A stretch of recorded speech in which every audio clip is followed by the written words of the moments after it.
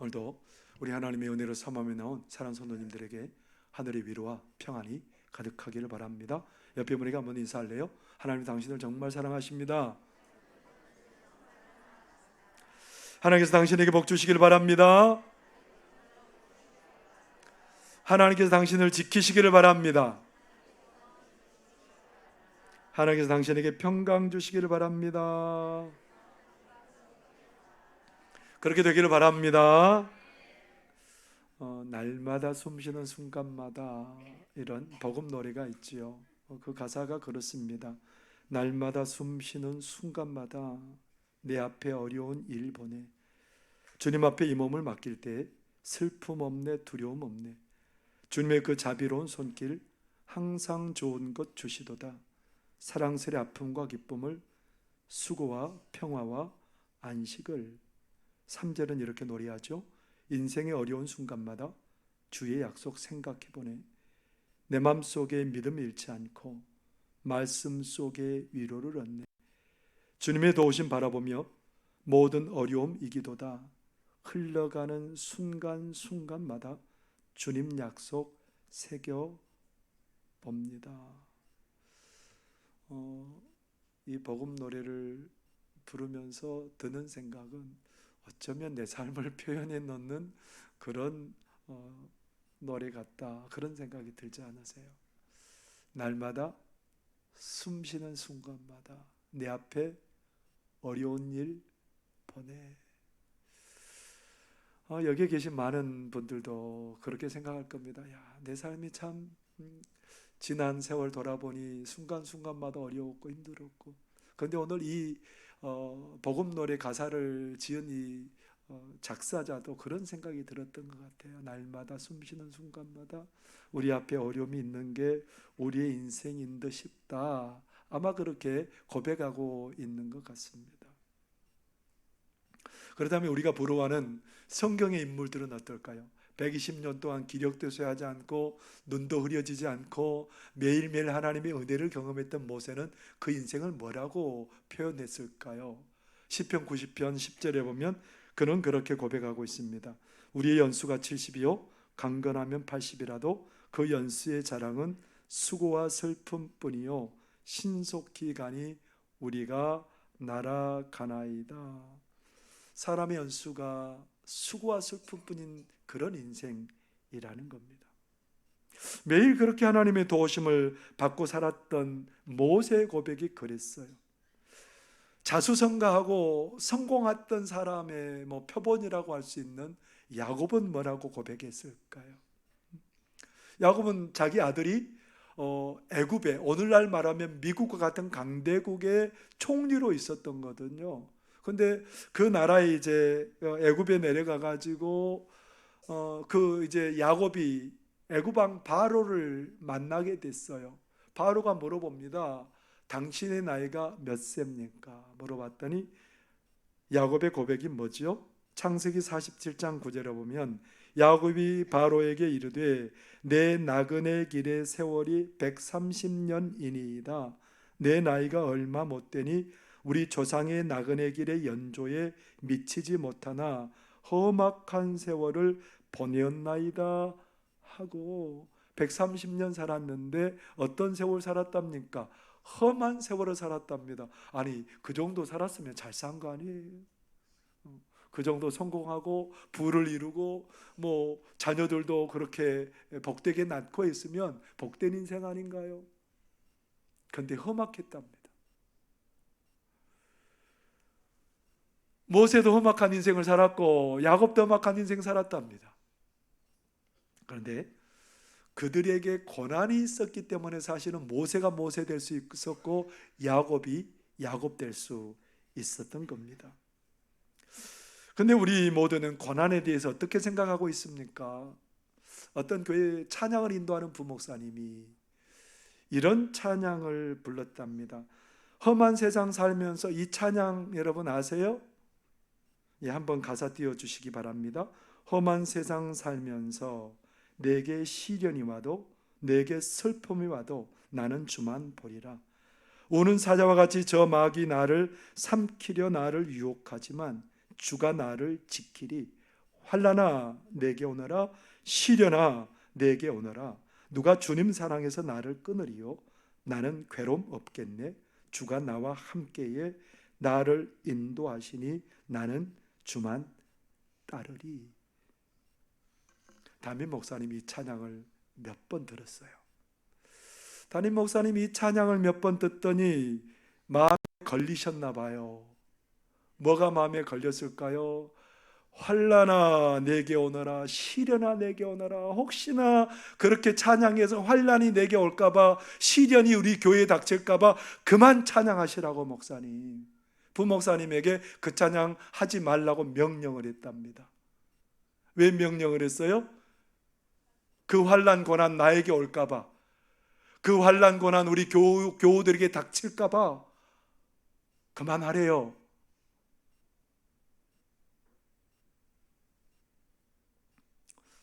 어쩌면 목사님들까지 그런 생각하고 있는 것 같습니다. 어쩌면 이 자리에 계시는 오늘 예배 드리는 우리 성도님들 어떤 생각하고 있습니까? 하나님, 저에게는요 일평생 고난 없었으면 좋겠어요. 하나님, 제 일생 다 가도록 하나님 좋은 일만 있으면 좋겠어요. 제 일생 다 가도록 형통한 일만 있으면 좋겠어요. 여러분, 우리 그렇게 기도할 수 있죠. 그렇게 기대할 수 있죠. 하나님은 그렇게 하실 수 있는 분이니까요. 하나님은 능력 있는 분이니까 당연히 우리를 고난에서 제외하실 수 있으세요. 하나님 우리를 너무너무 사랑하니까 고난받게 하지 않으실 수 있는 그 사랑이 우리 하나님에게는 있습니다. 그런데 여러분, 우리 인생에 정말 고난이 없으면 어떻게 될까요? 아프리카 마다가스카르의 동쪽에 보면 모리셔스라는 섬이 있답니다. 그 모리셔스라는 섬에 도도새가 있대요. 그 모리셔스 섬이 도도새가 살기 얼마나 좋은 환경인지 너무너무 환경이 좋은 거예요. 이 도도새를 위협할 만한 천적이 없는 거예요. 그러니까 날 일이 없어요. 그냥 걸어 다니면서 풍부한 먹잇감 먹고 그렇게 막 너무너무 편안하게 살아가는 거예요. 그러다 보니까 날지 않다 보니까 뭐가 태화돼 버렸어요? 날개가 태화돼서 이제 못 날아요. 날개가 태화돼서 못 날고 몸집은 점점 커져가지고 굉장히 커졌습니다. 몸집도. 그런데 어느 날 포르투갈 상인들이 이 모리셔스 섬에 들어갔습니다. 들어가서 보니까 잡아먹기에 먹음직스러운 새가 거기에 있는 거예요. 곁에 다가는데 새가 그냥 멀뚱멀뚱 쳐다보고 있는 겁니다. 아니, 새가 도망가야 되잖아요. 사람 보면 날아가거나 달려가거나 도망을 잽싸게 가야 되는데 멀뚱멀뚱 쳐다보는 거예요. 그래서 사람의 입속으로 다 들어가고 말았답니다. 그래서 이 포르투갈 상인들이 이 새를 가리켜서 도도라는 이름을 붙여줬답니다. 도도라는 이름이 뭐냐면 바보, 멍청이, 그런 의미예요. 이 도도새가 그래서 어떻게 됐을까요? 멸종돼 버렸습니다. 멸종되고 결국은 요즘은 그림에서나 그 새를 확인할 수 있을 만한, 없어요. 그 새를 다시 보려고 그래도. 우리가 원하는 대로 이 도도새가 고난이 없었습니다. 어려움이 없었습니다. 그러다 보니 한 번 고난이 완전히 와르르 무너지는 그런 일들이 벌어지고 말았습니다. 우리 하나님은 분명히 우리 모두에게 고난을 주시지 않을 능력이 있습니다. 그 사랑으로 풍성하십니다. 그런데 우리 하나님께서 우리 인생들에게 그 고난을 주신 이유가 어디 있을까요? 왜 우리 하나님이 우리 인생에게 고난을 주시는 걸까요? 오늘 본문에 보면 우리 예수님께서 이방 땅인 두로 지방에 가셨습니다. 가나안 땅 그 위쪽에 쭉 올라가면 두로와 시돈이 있습니다. 페니키아 지역이죠. 성경 베니게라고 표현하고 있습니다. 그 페니키아 지역에 예수님께서 왜 그 두로 땅에 가셨냐면 거기에 가셔서 좀 제자들과 함께 피곤하고 고단한 몸을 좀 쉬시고 싶었고 그곳에서 다음 사역을 위해서 좀 충전하시고 싶었어요. 그래서 누구도 모르게 하고 싶었어요. 아무도 알리고 싶지 않으셨어요. 그런데 그럴 수 있겠어요? 소문이 난 거예요. 예수님이 거기 오셨다는 소문이 나가지고 한 여인이 와가지고 예수님 앞에 꿇어 엎드려. 한 여인이 그냥 이렇게 서 있는 것도 아니고 어떻게 했다고요? 예수님의 발 앞에 엎드렸대요. 도대체 얼마나 간절한 게 있어서 이 여인이 예수님 앞에 그렇게 엎드릴까요? 그 여인에게는 귀신 들린 딸 하나가 있었던 거예요. 이 너무너무 눈에 넣어도 안 아플 이 딸이 귀신이 들려서 너무너무 괴로워하고 있는 겁니다. 정상적인 삶을 못 사는 거예요. 그래서 이 사람에게도 가보고 좋은 방법이 있다면 저 방법도 해보고 매번 소망을 품고 갔는데 번번이 실패하고 아픔만 경험합니다. 아이고 내 팔자야. 아이고 내 신세가 왜 이럴까. 다른 자녀들은 그러지도 않지만 우리 딸이 귀신 들려가지고 이게 내 팔자가 왜 이렇게 사나운 거야. 그렇게 한탄하고 있는 거예요. 그런데 예수님 소문 들었습니다. 그래서 이제 예수님께 나왔어요.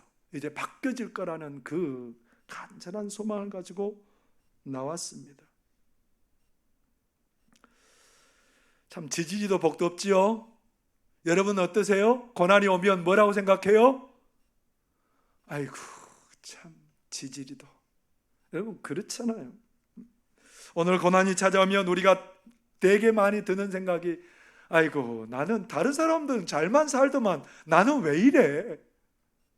여러분 그런 생각이 안 드세요? 다른 사람들은 다 건강하게 사는 것 같은데 나는 왜 건강이 이렇게 안 좋냐고. 다른 사람들은 물질에 어려움도 없이 그냥 그렇게 잘 살아갔는데 나는 왜 이렇게 가난에 허덕일까? 다른 자녀들은 잘만 자기 삶을 개척해서 나가는데 내 자녀들은 왜 이럴까? 여러분 이런 일들, 이런 생각 해보신 적 없으세요? 왜 나에게 이런 고난이 찾아왔는지 이해 안 될 때가 여러분 많잖아요. 한 번만 그런 고난이 오면 그래도 견뎌 보겠는데 이 고난이 연속으로 오면 이거는 정말 견디기가 힘들잖아요. 예수님 고쳐달라고 믿고 왔어요. 예수님 발 앞에 꿇어 엎드렸어요. 근데 예수님이 뭐라 그러셨을까요? 그 정도 와서 엎드렸으면 어떻게 해야 돼요? 잘한다고 맞이해주고 사랑으로 감싸줘야 되는데 예수님이 뭐라고 말해요? 27절 같이 한번 읽어볼까요? 시작. 예수께서 이르시되 자녀로 먼저 배불리 먹게 할지니 자녀의 떡을 취하여 개들에게 던짐이 마땅치 아니. 예수님은 유대인들을 위해서 왔다는 거예요. 이방인들을 위해서 줄 은혜가 없다는 겁니다. 유대인들에게 줄 은혜도 부족한데 무슨 이방인에게 내가 은혜 주려 온 줄 알아? 그러면서 이 여인은 무슨 취급해요? 그 당시에 개는 굉장히 혐오스러운 동물이에요. 개다 그러면 우리도 좀 그런 별로 좋지 않은 이미지가 있잖아요. 우리가 빗댈 때 뭐라고 욕을 해요? 정말 그걸 입으로 담으면 어떻게 합니까? 우리도 욕을 하면 뭐라고 욕을 해요? 우리가 그렇게 욕을 해요. 근데 그 당시에도 개하면 어떤 이미지예요?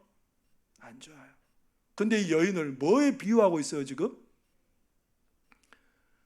소문 듣기로는 그 예수님이 사랑이 너무 많으셔서 오는 자들마다 따뜻하게 안아주고 감싸주고 고쳐주고 귀신도 쫓아내고 그렇게 위로해주고, 그러니까 사람들이 막 인산인해로 모였는데 오늘 보니까 나는 복조가리가 없지, 세상에 나는 뒤로 넘어져도 코가 깨지는 사람인가 보다.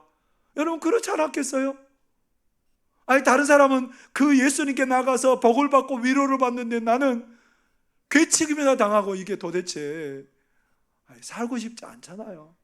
딸 때문에 지금 너무너무 고난스럽고 괴로운데 세상에 예수님마저 나를 그럴 수가 있어요? 우리 살다 보면 그러잖아요. 하나님께 위로받고 싶은데 하나님마저 나를 버린 것 같은 느낌이 들 때가 있잖아요.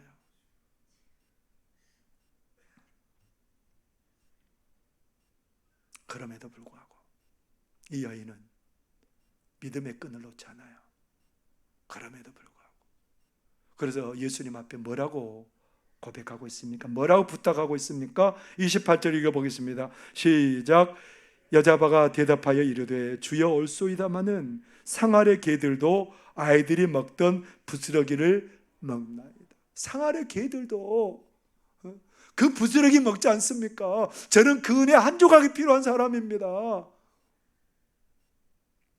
그렇게 믿음으로 나갔을 때 예수님께서 그 여인에게 뭐라고 얘기했죠? 29절 읽어볼까요? 시작. 예수께서 이르시되 이 말을 하였으니 돌아가라. 귀신이 내 딸에게서 나갔느니라 하시매. 예수님이 엄청난 말씀하셨습니다.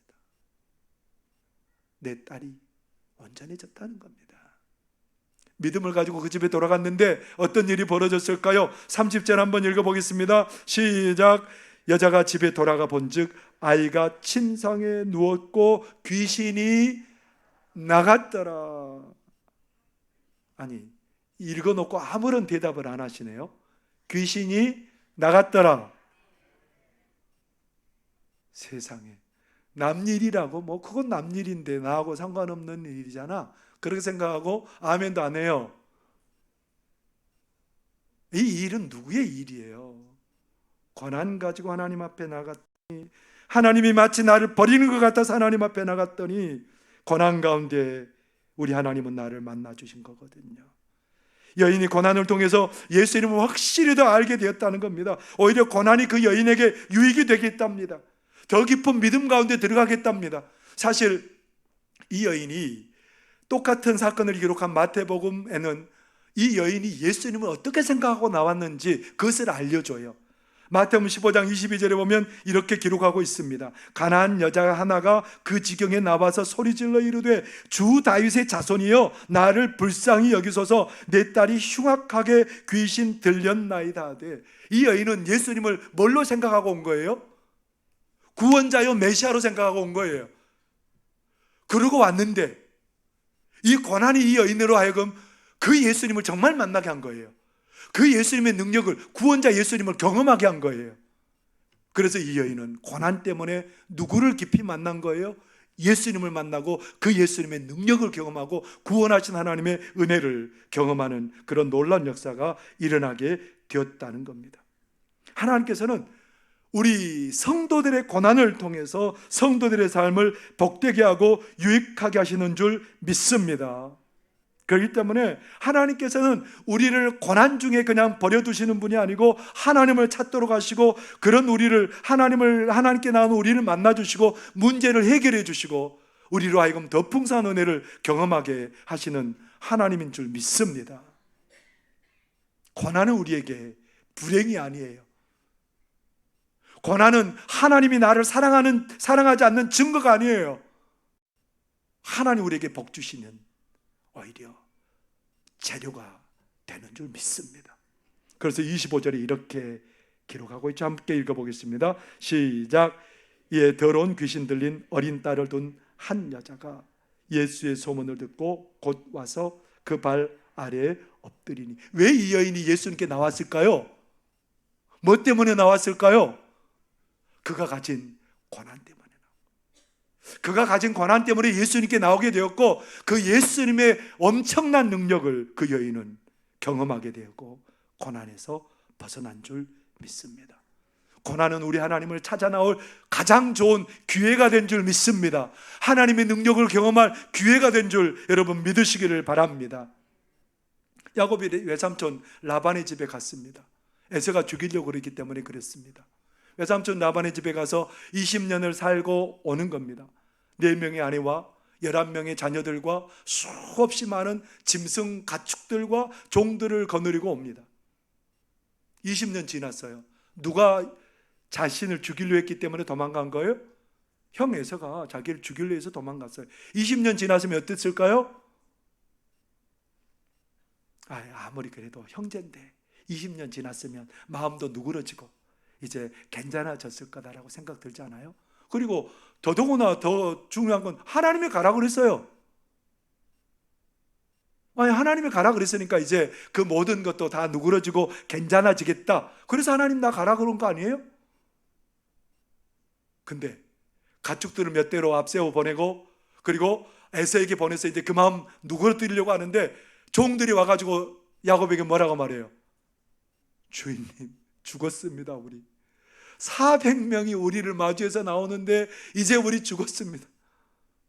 아니, 누그러뜨리자고 이제 문제 없을 줄 알았더니 20년 동안 모은 거 허사되게 생겼어요.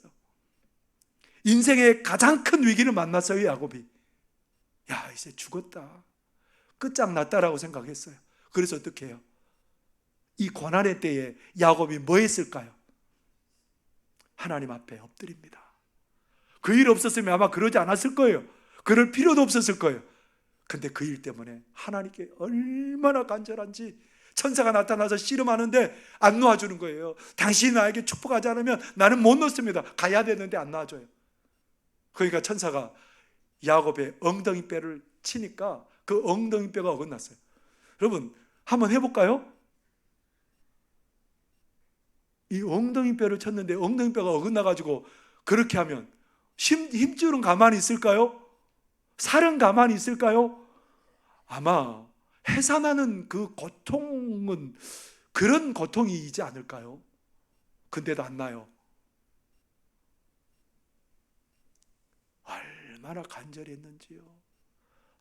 얼마나 간절했는지요. 그 고난 속에서 하나님이 나를 만나 주시라고. 그때 하나님께서 어떻게 말씀합니까? 너희 이름을 지금은 뭐라고 하지 말고, 야곱이라고 하지 말고 이스라엘이라고 불러라. 야곱 뭐예요? 발뒤꿈치 잡는 자, 속이는 자. 근데 이제는 뭐예요? 하나님과 겨뤄서 이긴 사람. 이 세상에 이름을 바꿔버려요. 우리 하나님이 존재를 바꿔버리셨다는 거예요. 고난은 오히려 하나님을 깊이 만나게 되는 그런 놀라운 은혜의 재료가 되는 줄 여러분 믿으시기를 바랍니다. 고난 중에 하나님께 나아갈 때 하나님 우리 만나주세요. 우리의 믿음을 더 깊게 만들어 주시는 줄 믿습니다. 더욱 겸손하게 하시고요, 더욱 넓게 하시고 폭넓은 믿음의 사람들로 삼아 주십니다. 여러분, 우리 성도들 중에 가끔은 예수 믿는데 영적인 어려움을 겪은 사람들이 있어요. 자주 있어요. 한두 사람이 있는 게 아니에요. 어때요? 악한 영들이 괴롭혀요. 악한 영들이 괴롭히면 너무너무 힘들잖아요. 잠도 잘 수도 없고요. 삶이 아닌 거예요. 그런데 하나님이 그래, 너는 그렇게 하다가 고난 가운데 있어라, 그럴까요? 그래서 그런 일들을 주실까요? 아니에요. 그런 일들을 통해서 우리 하나님이 어떤 분인지 알려주세요. 우리 하나님을 바라보고 믿음으로 나갈 때 악한 영들의 역사가 다 떠나가는 역사가 일어나게 되는 줄 여러분 믿으시기를 바랍니다. 우리 하나님 바라볼 때 문제가 되지 않아요. 아무리 큰, 오늘 본문에도 그러잖아요. 귀신 들린 딸이 나와도, 그리고 그 다음에 귀 먹게 하고 말 못하게 하는 귀신이 들렸어도 문제가 안 돼요. 오히려 주님을 더 경험하게 하는 길이 되는 거죠. 영적으로 여러분, 악한 영들이 괴롭힐 때 그건 하나님을 만날 가장 좋은 기회가 되는 줄 믿으시기를 바랍니다. 영적인 문제만 있는 게 아니에요. 사람들과의 관계의 문제도 우리 삶에 얼마나 많은지 몰라요. 사람들과 관계 때문에 너무너무 힘들고 너무너무 어렵고 그럴지라도 그 고난 속에서도 우리가 바라봐야 되는 분은 누구라는 거예요? 우리 하나님 바라봐야 된다는 겁니다. 어쩌면 우리는 세상 살아가면서 다른 사람의 말로 상처 입고 다른 사람의 행동 때문에 절망하고 낙심하고, 그런 고난이 우리의 삶에 올 때 우리에게 누구 바라보라는 사인인 거예요? 하나님 바라보라는 거예요. 그 하나님 바라볼 때에 우리의 가정의 문제나 자녀들의 문제나 우리 사업의 문제나 우리 삶에 닥치는 모든 문제들 속에서 그것보다 더 크게 역사하신 하나님을 만나는 역사가 일어나게 될 줄 믿습니다. 여러분, 고난이 있습니까? 문제가 있습니까? 그것보다 더 크신 하나님을 바라보실 수 있기를 바랍니다. 그 하나님 바라볼 때에 그 고난도 우리 하나님은 복된 재료로 만들어 놓는 하나님인 줄 믿습니다. 그래서 사도 바울은 뭐라고 고백한 줄 아십니까? 로마서 8장 28절에 보면 사도 바울은 이런 고백합니다. 우리가 알거니와 하나님을 사랑하는 자 곧 그의 뜻대로 부심을 입은 자들에게는 모든 것이 합력하여 선을 이루느니라. 사도 바울은 이 편지를 쓰면서 주마등처럼 스쳐 지나가는 사건이 하나 있어요. 사도 바울이 2차 전도 여행을 할 때 성령이 이끌려 유럽의 첫 성인 마게도니아 지역의 빌립보성에 들어왔습니다. 빌립보성에 들어왔는데 저 많은 귀신 들린 여종이 계속해서 따라다니면서 집중을 못하게 해요, 사람들로 하여금. 그래서 사도 바울이 어떻게 해요? 저 많은 귀신을 쫓아내버렸어요. 그랬더니 저 많은 귀신 들린 여종의 주인들이 고발을 해서 바울과 실라가 관원들에게 많이 맞고 깊은 감옥에 착고에 채워져서 들어갔습니다. 고난이 웬 말이에요? 하나님이 좀 도와주셔야지. 목숨 걸고 복음 전하는데 하나님이 좀 도와주시기는커녕 매 맞고 감옥에 들어가게 하셨어요. 그때 바울과 실라가 기도하며 찬송하는데 지진이 일어나고 옥문이 열리고 메어졌던 것들이 다 풀어지고 간소가 자결하려고 하는데 도망가지 않았다고 가만히 있으라고. 간소가 와가지고 도리어 물어봅니다. 어떻게 해야 구원받습니까? 그래서 그 집에 가가지고 복음을 전하고 그들이 예수님 믿고 세례받고 그 빌립보 지역에 믿지 않을 것 같은 그 간수들이 예수님 믿게 되는 놀라운 역사가 일어나게 되었습니다. 이 고난인 것 같았는데 하나님은 그 고난을 재료로 해서 놀라운 구원의 역사를 이루신 줄 믿습니다. 고난이 고난으로 끝나게 하시는 분이 아니에요. 우리 하나님은. 우리 하나님 오히려 고난을 복으로 만드시는 하나님인 줄 믿으시기를 바랍니다. 다윗은 어떤 사람이에요? 다윗은 우리 모든 신앙의 사람들이 좋아하는 인물이잖아요. 근데 다윗이 고난이 없었을까요? 다윗이 10년 동안이나 사울 임금의 그러한 추격을 피해서 고난을 당했던 사람입니다. 왕이 되어서는 많은 전쟁으로 인해서 목숨을 잃을 뻔한 일들이 얼마나 많았겠습니까? 왕으로 있으면서 정적들이 얼마나 많았겠습니까? 자기를 반대하는 입장에 선 사람들이 얼마나 많았겠습니까? 그럼에도 불구하고 다윗은 누구 바라봐요? 그 모든 고난의 자리에서 하나님 바라봅니다. 그러면서 그가 고난의 현장에 있을 때 어떻게 고백한 줄 아세요? 시편 18편 1절에서 2절 우리 같이 한번 읽어보겠습니다. 시작. 나의 힘이신 여호와여, 내가 주를 사랑하나이다. 여호와는 나의 반석이시오, 나의 요새시오, 나를 건지시는 이시오, 나의 하나님이시오. 내가 그 안에 피할 나의 바위시오, 나의 방패시오, 나의 구원의 뿌리시오, 나의 산성이시로다. 얼마나 그의 삶에 고난이 많았으면 하나님은 이렇게 나를 구원해 주시고 보호해 주셨다고 말할 수 있겠습니까? 근데 이 시편의 배경을 이 시 앞에다가 써주고 있어요. 뭐라고 써주고 있냐면 여호와께서 다윗을 그 모든 원수들의 손에서와 사울의 손에서 건져주신 날에 다윗이 이 노래의 말로 여호와께 아뢰어 이르되. 고난이 있었다는 얘기죠. 사실은 고난 때문에 다윗이 이런 깊은 믿음의 고백을 할 수 있었다는 겁니다. 고난 통해서 믿음의 고백을 하게 되었고, 고난 때문에 인내하는 법을 배우게 되었고, 고난 때문에 살아 움직이는 신앙의 고백을 할 수 있게 되었다는 겁니다. 영국의 역사학자 토인비가 역사의 연구라는 책을 썼습니다. 오랜 시간을 걸쳐서 12권이나 되는 방대한 분량의 책을 썼습니다. 그 책의 가장 중심적인 내용이 뭔지 아세요? 도전과 응전입니다. 이 도전과 응전이라는 이 말은 많은 사람들에게 울림을 주었지요. 모든 문명은 외부로부터 받는 도전을 받게 되는데 이 도전에 응전해서 그 도전을 이겨내면 그 문명은 존속하고 발전하지만 그 도전에 실패하면, 도전하는 것에 대해서 응전에 실패하면 망한다는 겁니다. 여러분, 이집트 문명을 예로 들면 이집트 문명이 발생하기 전에 어떤 일이 있었냐면 다른 쪽에 이집트 이쪽에 사막 지역에 원래 사람들이 살았답니다. 원래는 사막화되기 전에. 근데 그쪽의 환경이 되게 좋았는데 점점 건조해지면서 사막화가 이루어지면서 세 부류의 사람이 일어났다는 겁니다. 한 부류의 사람은 사막화가 일어났지만 우리가 여기서 살아야 된다고 생각을 한 사람들이 있고, 어떤 사람들은 이제 사막화가 이루어졌으니까 우리와 똑같은 환경 가운데 있는 좋은 환경을 찾아서 북쪽으로 이동했던 사람들이 있고, 어려운 환경이지만 독사가 우글거리고 있고 홍수가 범람하는 그 나일강 쪽을 택해서 간 사람들이 있어요. 결과는 어떻게 됐을까요? 그 땅에 있었던 사람들은 다 죽었어요. 그리고 북쪽으로 갔던 사람들은 지금도 여전히 계속해서 떠돌아다니는 유목민 생활을 하고 있는 거고요. 그리고 나일강에 갔던 사람들은 어떻게 했을까요? 농사를 짓고 다 해놓고 다 해놨으면 한 번에 또 강물이 범람해가지고 이게 또 초토화가 되고, 그런데 그냥 거기에서 그냥 있는 게 아니에요. 고난이 오지만 그 고난에 맞서 싸우는 거예요. 그래서 그들이 천문학이 더 발전하게 되었고요, 태양력이 생기게 되었고, 기하학이 더 발전하게 되었고, 도르래가 만들어졌고, 수레가 만들어졌고, 그런 문명들이 계속해서 새롭게 생겨나고, 그 큰 문명들이 이루어진 이유가 그 고난 때문에 일어났다는 겁니다. 여러분, 고난이 사람을 망하게 하는 게 아닙니다. 하나님의 손에 잡히면 그 고난도 복이 되는 줄 여러분 믿으시기를 바랍니다. 성도들에게 고난은 우리를 망하게 하는 게 아니에요. 하나님이 우리를 사랑하지 않는 증거가 아니에요. 고난으로 인해서 우리는 하나님을 더 찾게 되고, 고난으로 인해서 우리가 하나님을 더 깊이 경험하는 역사가 일어나게 될 줄 믿습니다. 왜 나만 겪는 고난이냐고 복음 노래 가사가 있지요.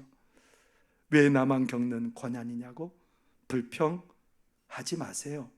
고난의 뒤편에 있는 주님이 주실 축복 미리 보면서 감사하세요. 너무 견디기 힘든 지금 이 순간에도 주님이 일하고 계시잖아요.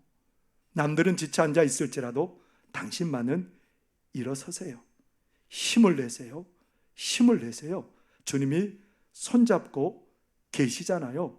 주님이 나와 함께 함을 믿는다면 어떤 역경도 이길 수 있잖아요. 고난 중에 우리 주님 일하신 줄 믿습니다. 고난 중에 우리 주님 우리 손 붙들고 계시는 줄 믿습니다. 그러하게 여러분, 우리 인생이 고난이 없는 인생이 어디 있습니까? 그러나 그 고난은 나를 무너지게 하는 것이고, 주님 안에서 그 고난의 나를 복되게 하실 줄 믿습니다. 더 깊은 믿음의 고백 가운데 나가게 하실 줄 믿습니다. 그 주님 의지하고 고난 중에도 즐거워하고 기뻐하며 살아가는 그런 저와 여러분의 삶이 되시기를 바랍니다. 기도하겠습니다. 사랑하는 하나님 아버지, 은혜와 사랑을 감사합니다. 하나님, 고난 중에도 여전히 계시고 풍랑 중에도 여전히 계시고, 우리가 가난할 때도 우리와 함께 계시고, 우리가 하나님 건강하지 않았을 때도 우리와 함께 계시고, 눈물 흘릴 때도 우리와 함께 계시고, 그리하여 그 고난을 우리로 하여금 복되게 만들어 주신 줄 믿습니다. 그 하나님 의지하고 나아갈 때에 고난도 복이 되고 고난도 유익되게 하시는 그 하나님의 놀라운 능력의 손을 경험하는 저희들 되도록 도와주옵소서. 예수님 이름으로 기도하옵나이다. 아멘. 찬송 272